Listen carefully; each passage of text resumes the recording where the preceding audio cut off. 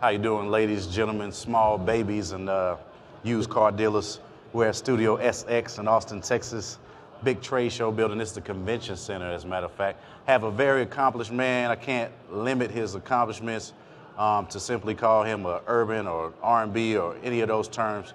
This is a musician and a producer, and I honor him for coming to Austin, Dallas, Austin. Welcome. What's up, buddy? All right. How are you, man? I'm doing great, man. I got a showcase tonight, trying to get ready for that. With your band, right? Yes. We got a 10-piece band, and definitely trying to. 10-piece? You got horns? No horns tonight. I got sirens. Sirens? All right. Chanteuses off to the side, you know what I mean? All right. Female singers, and it features a lady named Karma Stewart. But when I found out I was getting to sit down with you, see, I grew up in Dallas. I moved to Austin, and in a lot of ways, I kind of connect the music scenes between the two. Okay. So I was like, man, if anybody should be called Dallas Austin, it's me. That's right, dude. And I've never been to either one of them, so it's my first time being in Austin. Wow. And I still haven't been to Dallas, and I'm going to get there soon. So how did you become Dallas Austin without ever going to Dallas or Austin? My dad. They just named me after this friend of theirs that was, his name was Dallas Moore. My last name happened to be Austin already. Right. And I grew up with everybody asking me every day, are you from Texas? And I was like, come on, that'd be too corny if my mom and dad did that. Right, definitely. That would be kind of odd. But let's exhaust all the obvious and generic things that people talk about in interviews. So rather than me ask anything that's generic that would be in anybody's mind, give me all the buzzwords and typical things that people always bring up in interviews that is pretty much old at this point for you. I already ask, like, what records have you done, if they didn't know already? Or, right. I did Drumline and ATL was my first two movies. Mm-hmm. So I'm 2 for 2 in Hollywood, somewhere like that. Excellent. And then I have Rowdy Clothing, of course, that we launched last year, and that's doing very well. And I'm just kind of like, hanging out, making sure that all the eclecticness stay together and stay put in one place, man, the music. What song do people always bring up? Is there any particular one? 'Cause there's like a top 5 or 10 easily in your catalog, but is there something that people always hit you with? Probably Unpretty from TLC, or Cool from Gwen Stefani. Mm-hmm. Then I get like the hit from like the Pink stuff, like Just Like a Pill and Don't Let Me Get Me.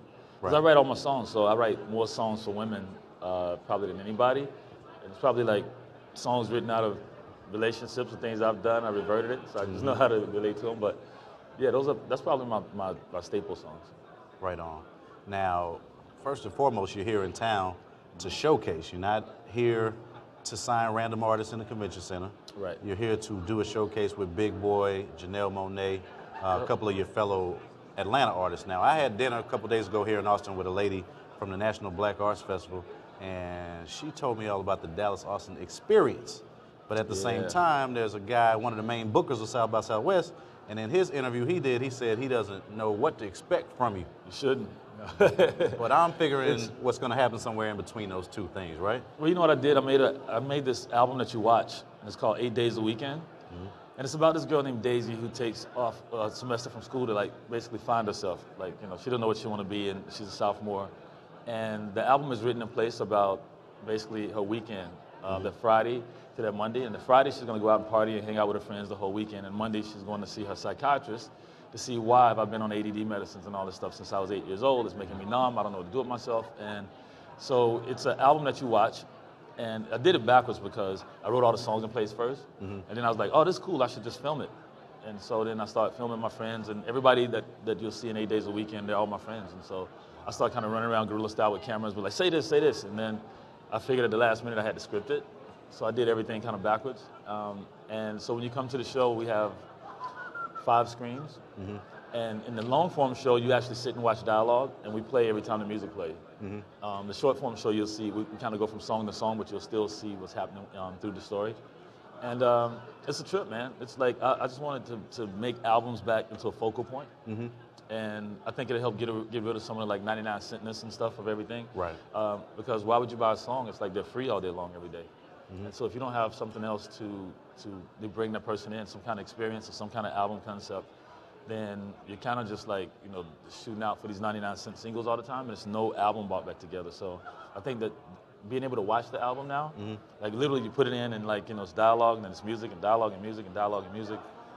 And it joins everything together, and I think that that's the new wave of albums, if you will, for the future, is to give somebody something that, and also it's nothing stronger than when you see a picture and music put together, and the emotion becomes like really, really, heavy in it. And so I think that this 8 days a weekend is my first concept, and then I'll just keep doing like these See the Album experiences from now on. Right. Now, let me ask you this. You're a staple in the music industry in a lot of respects. And at the same time, you obviously have creative ideas and thoughts that are way outside, or should I say beyond, the box of where the industry's at right now. Yeah, spaceman. Yeah, but how do you balance those two? You know what I mean? Like, how do you, I don't know. You fit in well, you get work. But at the same time, it's like you obviously have visions way beyond what's contemporary right now. How do you balance the two? Like I do work on people that like me work, and then on the other side, it's like I have this creative, thing that has to be fed, and I've always been that way. So I had Fishbone before, I've had Joy Sign before. I've always had like a playground of music for me over here, and then I would go for Clive Davis and people like that and do.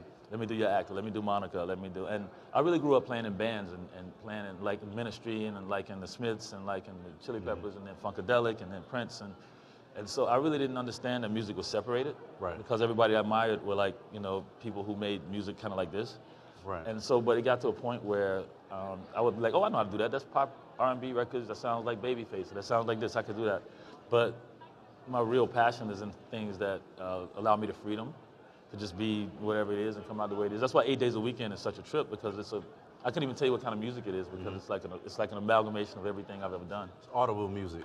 Yeah, it's like it's cool. It turns into a little Pink Floyd sometimes. It turns into a little Funkadelic sometimes. It turns into like I call my band a futuristic rock band, because we wear these headphones that light up. The whole band does, but it's like all of our instructions are on the inside, and so it tells us in the headphones. It's like, oh, stage left, stage right, take your shirt off, do this. But it's kind of cool when you see 5 people on stage that got these headphones on, and you can't figure out what's kind of good. It's like our sonicness, so we can be closer to the music. Right. And so it becomes like a trip, man. And we also have like participation bags and stuff. So it's like, red flashing glasses and flags, because I did Children of the Revolution over from T-Rex. Right. And it's just like a staple, I think, of where we are in society right now, basically. All right. Before we go, would you mind if I actually recommend a musician to you? I would love that. There's a cat in town named Dwayne Jackson. He goes by D Madness. Okay. He has thousands of tracks that he's already recorded. But most importantly, this is a guy who is blind, and on his stage setup, he plays drums, bass, vocals, and what am I missing? And keys at the same time.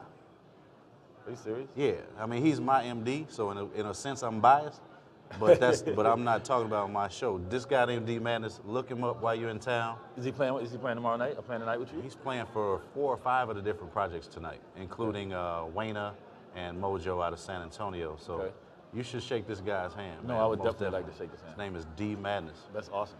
All right. All right. Well, there it is, y'all. Dallas, Austin, man. Thanks for your time. Oh, no, thank you. Again, brother. we honor your work, your accomplishments. Thank you, man. I look forward to seeing your show. And good luck tonight on the show, too. Thank you.